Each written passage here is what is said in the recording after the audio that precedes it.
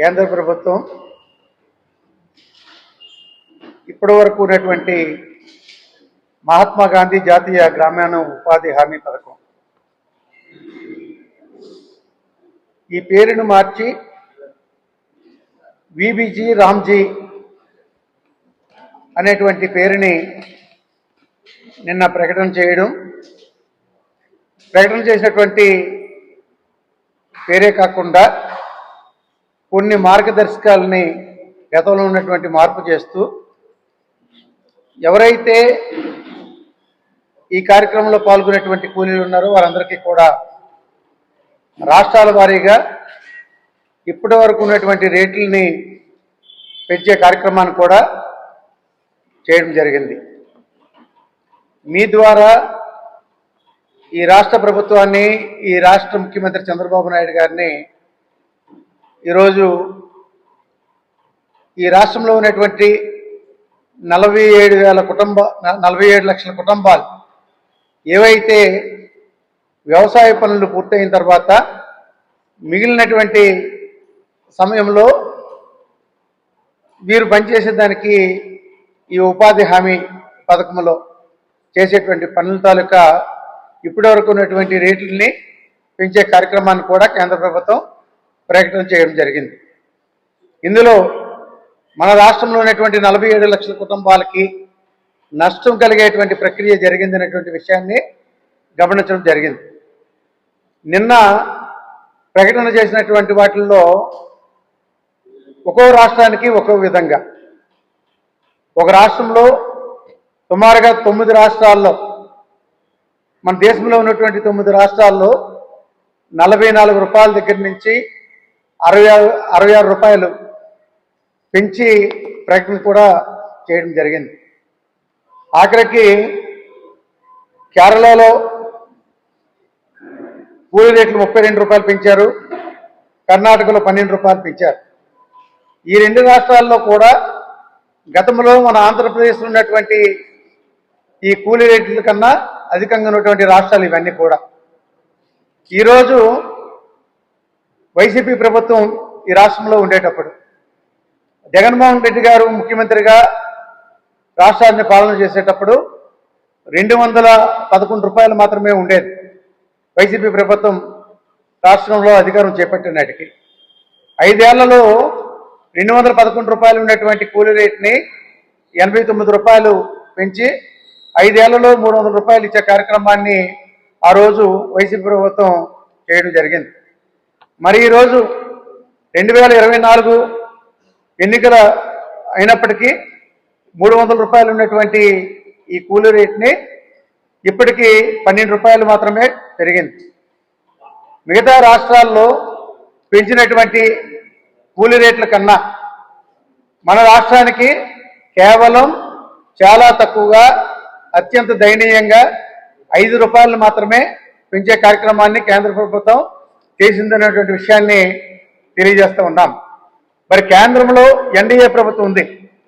NDA ప్రభుత్వంలో ప్రస్తుతం కీలకంగా ఉన్నటువంటి మన ఆంధ్రప్రదేశ్ ప్రభుత్వం చంద్రబాబు నాయుడు ఉదయం లేచిన దగ్గర నుంచి కూడా మోడీ గారిని కీర్తించే పనిలో ఉంటారు తప్ప, ఇటువంటి పరిస్థితుల్లో ఈరోజు చంద్రబాబు నాయుడు గారు ఏం చేయాలి?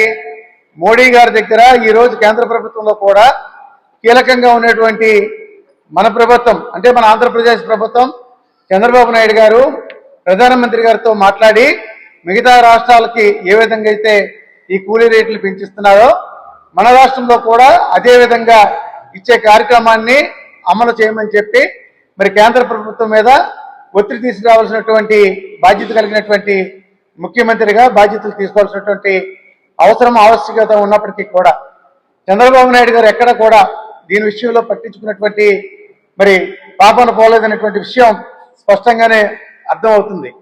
మరి ఒక్కొక్క రాష్ట్రంలోనైతే 44 రూపాయలు, కొన్ని రాష్ట్రంలో అయితే 66 రూపాయలు. ఈరోజు అత్యధికంగా ఉన్నటువంటి రాష్ట్రం మన దగ్గర 312 రూపాయలు రోజువారీ కూలీ ఇస్తే, మరి వేరే రాష్ట్రంలో అత్యధికంగా 400 రూపాయలు ఇస్తున్నారు.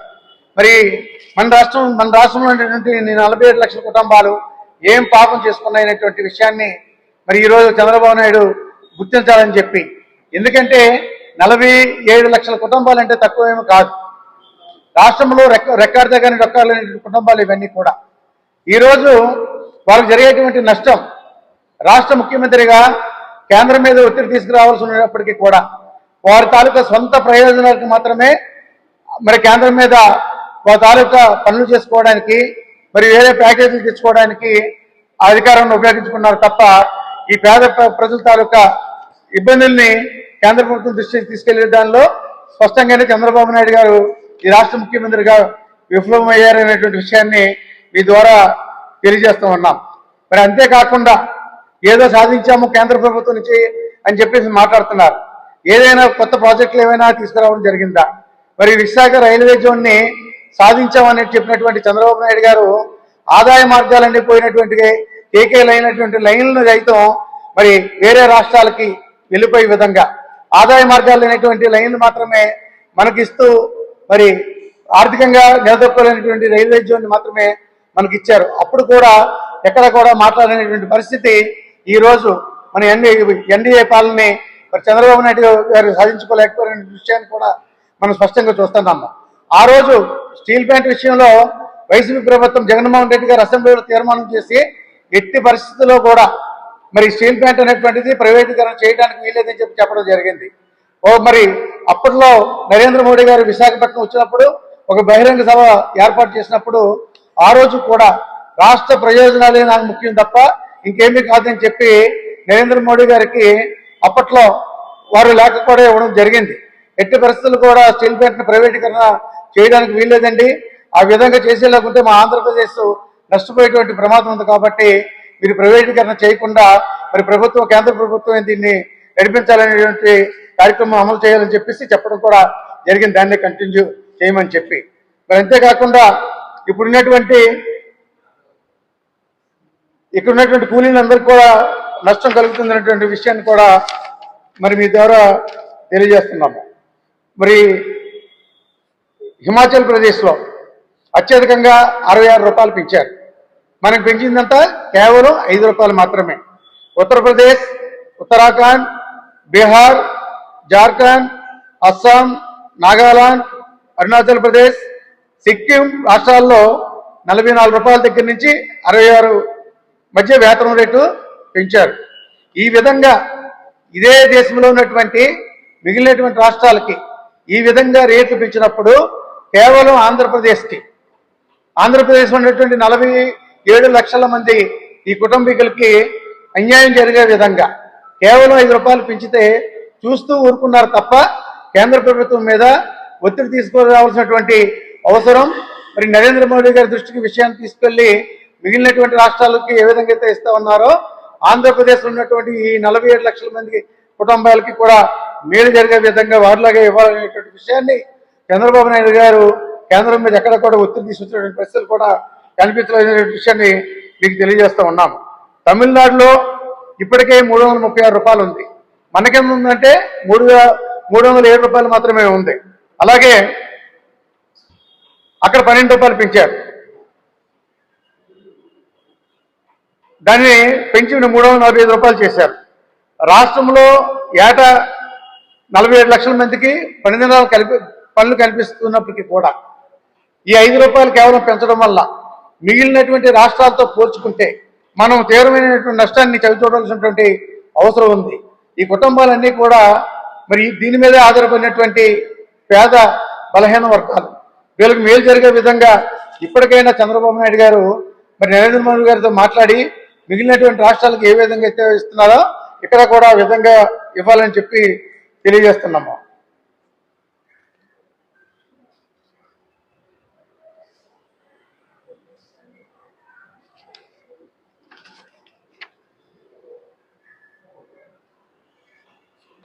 ఈ కూటమి పాలన వచ్చిన తర్వాత ఎంత పెరిగిందని అంటే 2024 ఎన్నికల నాటికి 300 రూపాయలు ఆ రోజు వైసీపీ ప్రభుత్వం ఉండేటప్పుడు ఇచ్చేది.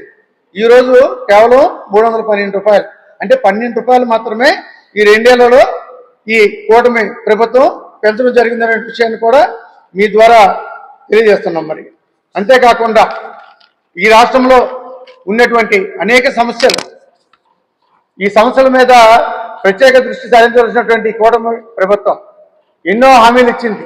ఈ పేద ప్రజలకి మేలు చేస్తామని చెప్పి 50 సంవత్సరాలు బీసీ వాళ్ళకే పెన్షన్లు ఇచ్చే కార్యక్రమాన్ని కూడా అమలు చేస్తామని చెప్పారు. 2 ఏళ్ళు పూర్తయింది. ఎక్కడా కూడా ఒక్క పెన్షన్ కూడా మంజూరు చేయలేదు 50 సంవత్సరాలు నిండినటువంటి వారికి.